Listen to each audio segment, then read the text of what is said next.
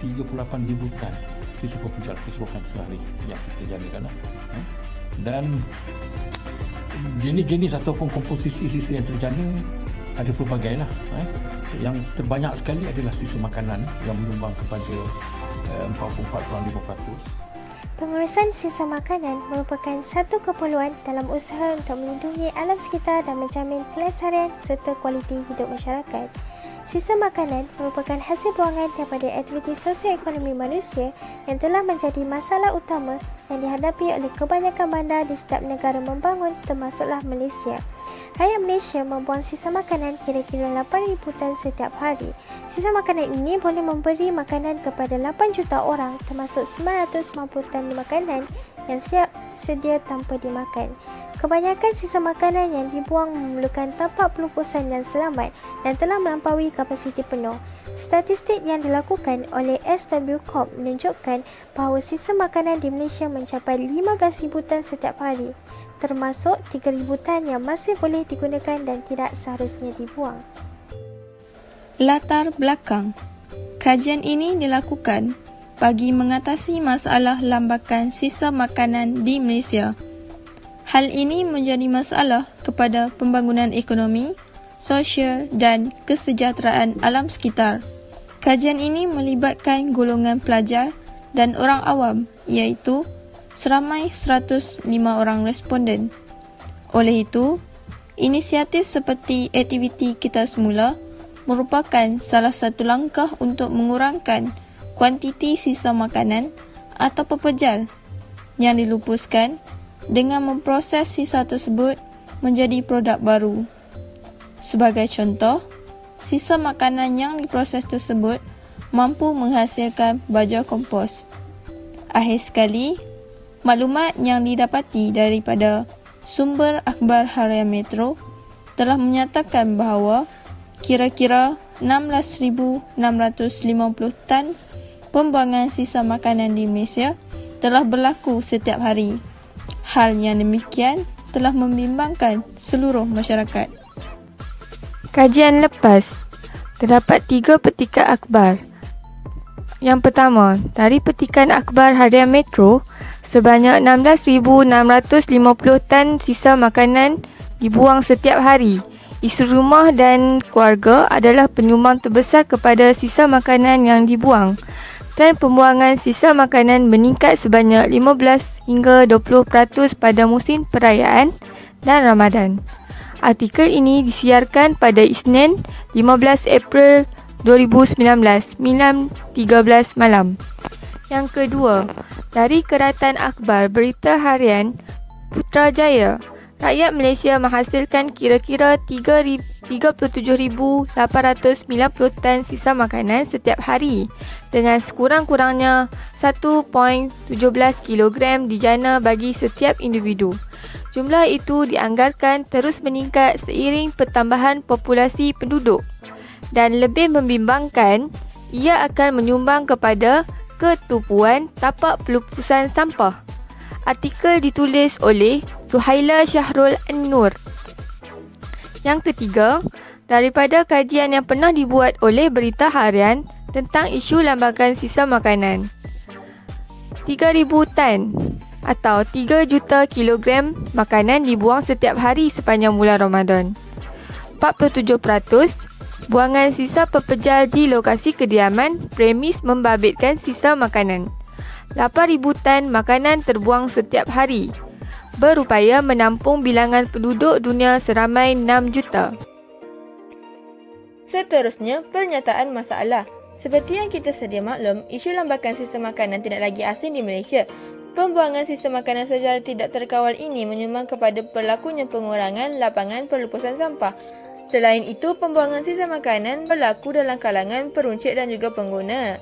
Kerana mereka berpendapat bahawa makanan yang hampir tarikh luput atau di luar tarikh terbaik tidak lagi elok dimakan. Namun begitu, sekiranya anda menyimpan roti yang hampir tamat tempoh di dalam peti sejuk, roti tersebut masih boleh dimakan dan mampu bertahan sehingga seminggu dari tarikh luputnya. Seterusnya, kami juga mengalami masalah penghasilan soal selidik dalam Google Form. Kami dapati agak sukar untuk kami merangka soalan yang bersesuaian agar objektif kajian kami tercapai. Jadi kami berunding dengan Dr. Sazali sebelum Google Form itu disebarkan kepada orang awam. Akhir sekali, kami tidak dapat lari daripada masalah capaian internet. Kami juga mengadakan sesi perbincangan secara atas talian melalui aplikasi Webex. Namun, terdapat segelintir ahli kemudian kami yang mengalami masalah capaian internet yang lemah. Jadi, sebagai alternatif lain, kami membuat secara terperinci info yang sepatutnya mereka tahu di dalam WhatsApp bagi membantu ahli kemudian kami yang mengalami masalah capaian internet yang lemah. Objektif kajian. Pertama, mengkaji kesan-kesan lambakan sistem makanan di Malaysia. Kedua, menganalisis langkah-langkah bagi menangani lambakan sistem makanan di Malaysia. Seterusnya, metodologi atau dikenali sebagai kaedah penyelidikan. Kaedah penyelidikan dalam kajian ini dilakukan dengan dua cara, iaitu mencari maklumat tambahan daripada laman-laman sesawang dan melakukan soal selidik secara atas talian. Yang pertama, mencari maklumat tambahan daripada laman-laman sesawang yang berkaitan untuk menjadi bahan rujukan.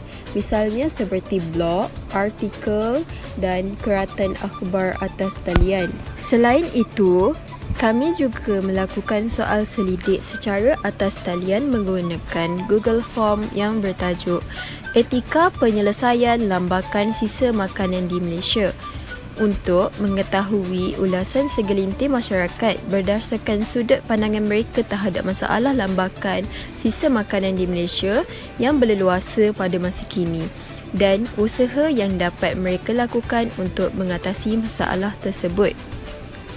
Soal selidik tersebut terbahagi kepada 3 bahagian, iaitu bahagian A yang merupakan latar belakang responden, bahagian B yang berkaitan tentang pengetahuan dan kesedaran tentang sisa lambakan di Malaysia dan bahagian C iaitu langkah-langkah yang boleh diambil bagi menangani lambakan sisa makanan.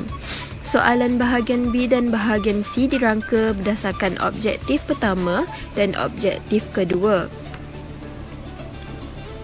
Soal selidik ini diedarkan melalui laman sosial seperti WhatsApp yang terdiri daripada pelbagai peringkat umur iaitu 19 tahun ke bawah, lingkungan 20 sehingga 29 tahun dan 30 tahun ke atas.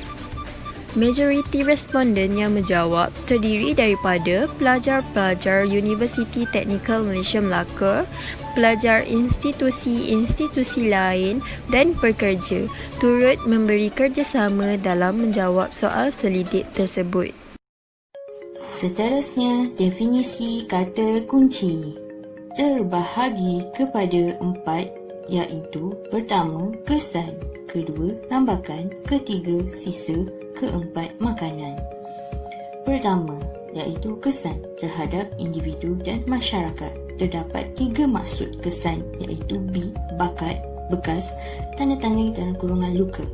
R, risiko kesudahan ekoran. P, pengaruh, akibat, efek, balasan. Yang kedua pula ialah sisa. Terdapat 3 maksud sisa juga iaitu A, apa-apa yang tertinggal. B, baki, sakibaki. P, peninggalan. Seterusnya, yang ketiga pula ialah lambakan. Lambakan mempunyai 2 maksud iaitu L, longgok barang-barang yang tidak tersusun. H, hasil produk yang terdapat dalam jumlah yang banyak. Dan yang terakhir adalah makanan. Makanan merupakan keperluan asas manusia. A, apa sahaja yang boleh dimakan seperti nasi, ayam, sayur di dalam bentuk pepejal atau cecair.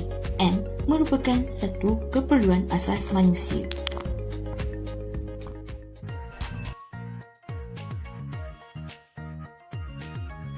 Dapatan kajian yang pertama iaitu Raja 1 yang menunjukkan carta pai berkaitan pengetahuan responden tentang konsep perbelanjaan yang betul apabila membeli makanan. Berdasarkan Raja 1 tersebut, carta PAI menunjukkan seramai 69 orang responden iaitu 65.7% daripada 105 orang telah menjawab ya, manakala seramai 9 orang responden iaitu 8.6% telah menjawab tidak. Hal ini telah menunjukkan perbezaan yang amat ketara tentang sikap seseorang individu tersebut dalam mengamalkan konsep perbelanjaan yang betul apabila membeli makanan dalam kehidupan seharian mereka. Seterusnya, didapati seramai 27 orang responden iaitu 25.7% menjawab tidak pasti bagi soalan tersebut. Justru, dalam hal ini amat disarankan kepada semua pihak agar menitik beratkan tentang amalan perbelanjaan yang efisien ketika membeli makanan supaya kes lambakan sisa makanan ini dapat dikurangkan dari semasa ke semasa. Rajah 2 pula menunjukkan carta PAI berkaitan penglibatan responden dalam sebarang kempen kesedaran tentang kepentingan pengurusan sisa makanan secara efektif. Berdasarkan Rajah 2, didapati seramai 25 orang responden iaitu 23.8% telah menjawab ya, manakala seramai 65 orang responden iaitu 61.9% telah menjawab tidak. Hal ini dapat dirumuskan bahawa terdapat ramai individu yang tidak pernah melibatkan diri dalam sebarang kempen kesedaran tentang pentingnya pengurusan sisa makanan secara efektif ini. Oleh itu, disarankan kepada pihak yang berkaitan seperti institusi masyarakat, pelajar universiti atau mana-mana pihak badan bukan kerajaan agar mengambil pendekatan dalam meningkatkan kempen kesedaran yang mampu menarik minat setiap individu untuk bersama-sama melibatkan diri dalam kempen kesedaran tersebut. Seterusnya, seramai 15 orang responden iaitu 14.3% telah menjawab tidak pasti bagi soalan tersebut.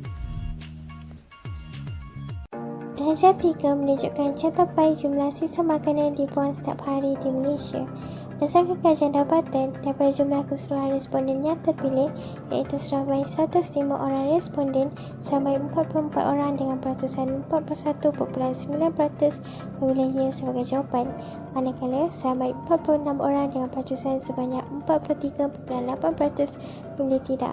Seterusnya, seramai 15 orang bersamaan 14.3% memilih tidak pasti sebagai pilihan jawapan. Maka, dapat disimpulkan bahawa kumpulan responden yang paling ramai ialah responden yang memilih jawapan tidak. Oleh itu, terbukti bahawa keseluruhan responden tidak mengetahui bahawa terdapat kira-kira 16,650 tan sisa makanan dibuang setiap hari di Malaysia. Hal ini mungkin kerana kurangnya dirikan rakyat Malaysia terhadap isu lambakan sisa makanan yang terdapat di Malaysia. Daripada carta PAI ini, dapat dirumuskan bahawa masyarakat kita sangat tidak peka terhadap jumlah sisa makanan yang dibuang oleh rakyat Malaysia setiap hari. Rajah 4 menunjukkan carta PAI kesan-kesan lambakan sisa makanan terhadap negara.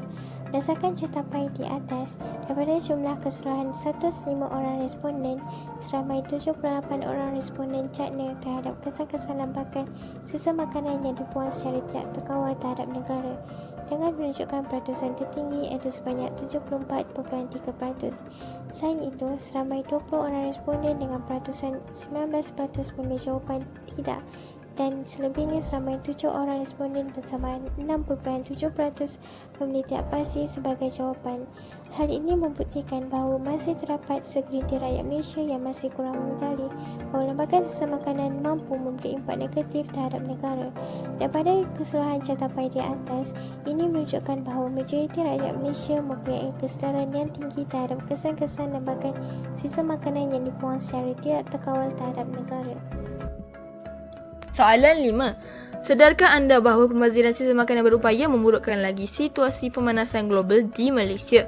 Berdasarkan Rajah 5, Majoriti responden iaitu 79 daripada 105 orang responden dengan peratusan 75.2% memilih yes sebagai jawapan kerana mereka bersetuju bahawa sisa makanan secara tidak terkawal menyumbang ke arah situasi pemanasan global yang semakin buruk di Malaysia. Hal ini demikian kerana mereka sedar bahawa bahang cahaya matahari semakin terasa setiap hari. Seterusnya, peratusan kedua tertinggi iaitu 13.3% adalah pada pilihan jawapan tidak oleh responden iaitu seramai 14 orang.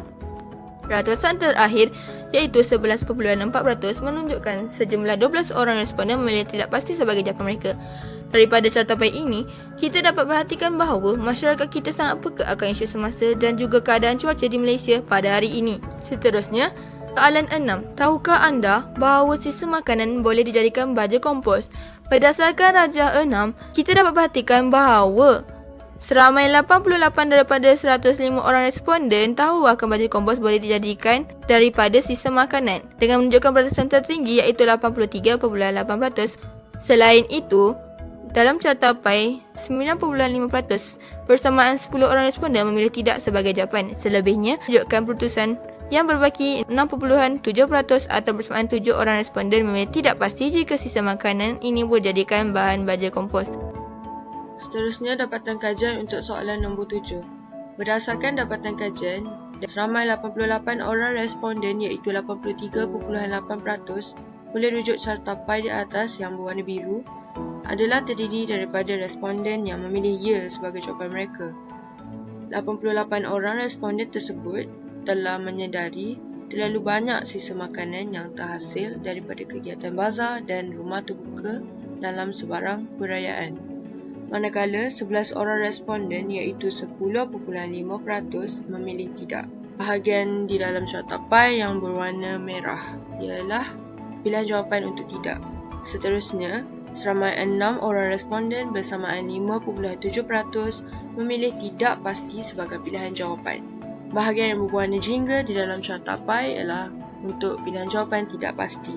Bagi responden yang memilih tidak pasti, kemungkinan besar mereka jarang menghadiri rumah terbuka dan tidak berbelanja di masa Ramadan. Mereka lebih memilih untuk menyediakan juadah di rumah sendiri. Maka, dapat dilihat bahawa kumpulan responden yang paling ramai atau majoriti ialah responden yang memilih jawapan ya. Rujuk cartapai di atas yang berwarna biru. Warna biru mendominasi cartapai di atas dan menunjukkan majoriti responden memilih ya. Oleh itu, kita dapat simpulkan terbuktilah bahawa kebanyakan responden pernah menyaksikan isu pembaziran ini. Baiklah, kita teruskan ke soalan nombor 8. Graf bar di atas menunjukkan antara sikap pengguna yang telah menjadi punca pembuangan makanan yang banyak.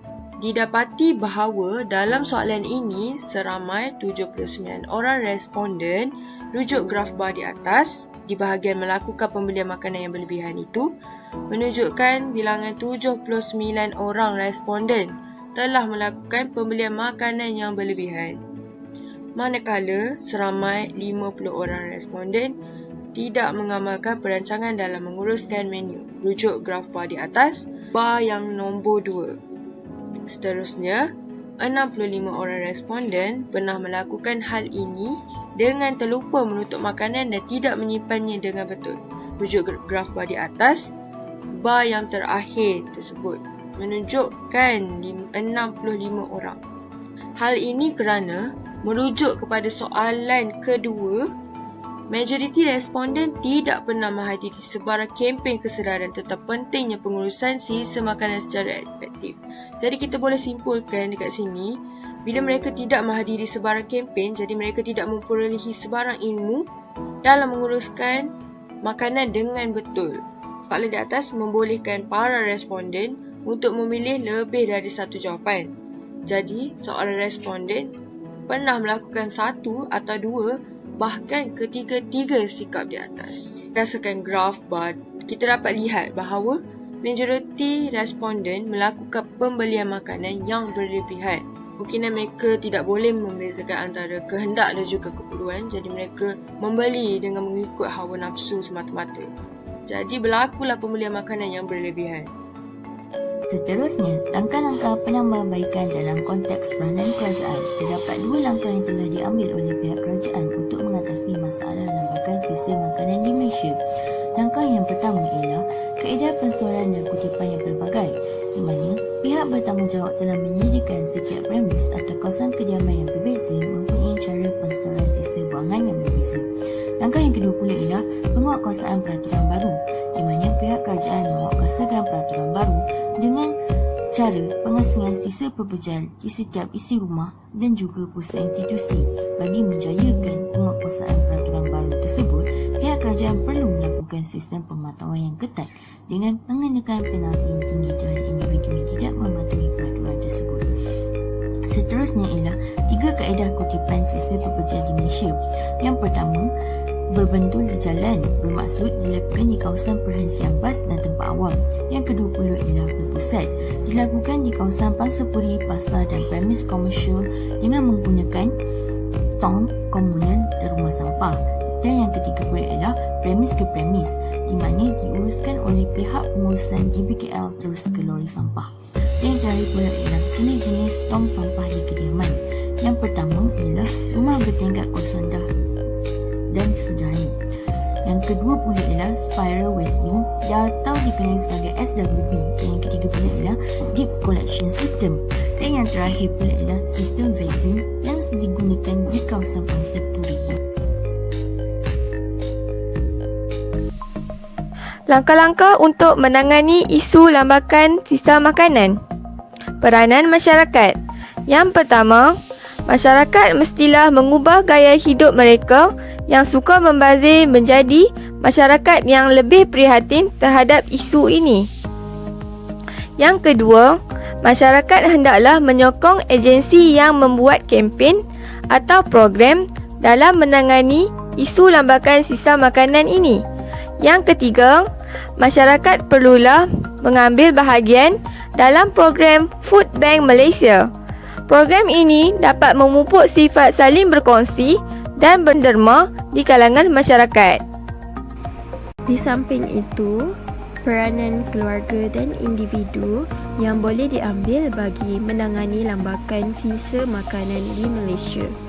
Antaranya ialah berkongsi makanan kenduri mahupun lebihan jualan kepada jiran tetangga atau pihak masjid. Hal ini dapat mengurangkan pembaziran makanan. Pembaziran sisa makanan berupaya memburukkan lagi situasi pemanasan global dunia dan fenomena perubahan iklim yang dihadapi dunia sekarang. Pembuangan sisa makanan luput tarikh seperti sayur dan buah-buahan boleh dikitar semula sebagai produk pencuci pinggan atau lantai organik. Selain bebas kimia, mesra alam, hal ini turut menjimatkan kos perbelanjaan isi rumah. Seterusnya, mementingkan pengurusan makanan di rumah iaitu dalam konteks perancangan, pembelian dan penyimpanan makanan. Semua ini diperlukan isi rumah untuk mengatasi masalah pembaziran dan pembuangan makanan di kediaman. Kemahiran ini tidak diajar secara formal di sekolah, tetapi dipelajari secara tidak formal melalui pembacaan dan pemerhatian. Ibu bapa turut berperanan penting dalam mendidik anak-anak supaya tidak melakukan pembaziran seperti sentiasa menunjukkan contoh yang baik kepada anak-anak. Akhir sekali, rumusan. Baiklah, kajian ini bertujuan untuk menyelidik berkaitan isu lambakan sisa makanan di Malaysia dalam laman jaringan sosial di kalangan mahasiswa dan mahasiswi di Universiti Teknikal Malaysia Melaka serta beberapa institusi lain. Selain itu, kajian juga bertujuan untuk mengkaji kesan-kesan sisa lambakan makanan dan menganalisis langkah-langkah menangani isu tersebut. Untuk kami mencapai objektif kajian ini, seramai 105 orang mahasiswa dan mahasiswi Universiti Teknikal Malaysia Melaka serta beberapa institusi lain telah terlibat bersama-sama untuk menjayakan kajian ini. Ribuan terima kasih kami ucapkan kepada semua responden yang telah terlibat dalam kajian kami ini. Terdapat 3 kaedah yang kami pilih untuk menjalankan kajian ini, iaitu kaedah soal selidik, kaedah rujukan dan kaedah pemerhatian. Berdasarkan dapatan kajian, menunjukkan bahawa sebanyak 76.2% perempuan dan 23.8% lelaki telah mengambil tempat dalam soal selidik ini. Setelah kami kumpulkan data daripada para responden, kami akan gunakan aspek penganalisisan data. Oleh hal itu, kekerapan dan peratus sahaja akan dijadikan data untuk dianalisis. Hasil daripada kajian yang dijalankan, 65.7% responden mengamalkan konsep perbelanjaan yang betul apabila membeli makanan. Hal ini menunjukkan satu respon yang positif kerana ramai sebenarnya yang telah mengamalkan konsep perbelanjaan yang betul. Mereka dapat membezakan antara keperluan dan juga kehendak. Di samping itu, 74.3% responden pernah terfikir akan kesan-kesan lambakan sisa makanan yang dibuang secara tidak terkawal terhadap negara. 72.5% responden sedar bahawa pembaziran sisa makanan berupaya memburukkan lagi situasi pemanasan global di Malaysia. Ini juga menunjukkan kesan positif kerana ramai sebenarnya sedar bahawa pembaziran sisa makanan ni banyak kesan buruk dia, antaranya pemanasan global di Malaysia. Jadi bagus sebenarnya, tapi kita perlu ambil langkah lah untuk atasi masalah pembaziran ini. Baik, kesimpulannya, terdapat beberapa langkah yang boleh kita ambil untuk tangani lambakan sisa makanan. Antaranya, beli barang secara berhemat, mengikut keperluan bukannya kehendak. Kita list dulu barang apa yang kita nak sebelum kita keluar untuk pergi ke kedai untuk membeli barang. Jadi daripada situ kita dapat tahu yang mana satu keperluan, yang mana satu kehendak. Terusnya, kita jadikan sisa makanan sebagai baju kompos untuk tanaman kita. Dan melaksanakan kempen kesedaran dan berikan pendidikan awal berkaitan pengurusan makanan di pelbagai institusi dan peringkat umum. Lebih baik kita mulakan dengan peringkat umum yang lebih awal. Sebagai contoh, di sekolah rendah, di tadika, kerana bak kata pepatah, melentur buluh biarlah dari rebungnya. Maknanya kita dah didik anak-anak kita daripada awal. Kita dah bagi tahu kesan buruk pembaziran makanan, langkah-langkah untuk atasi pembaziran makanan. Terakhir, kita simpan lebihan makanan kita di tempat yang sesuai. Maksudnya, lepas kita dah selesai makan dan ada lebihan makanan, kita masukkan ke dalam bekas yang sesuai, simpan di tempat yang sesuai, sebagai contoh peti sejuk. Apabila kita nak makan semula, kita nak guna semula bahan tersebut, kita panaskan menggunakan ketuhar atau pepanas di atas dapur dan kita boleh hidangkan kembali. Itu sahaja, sekian, terima kasih.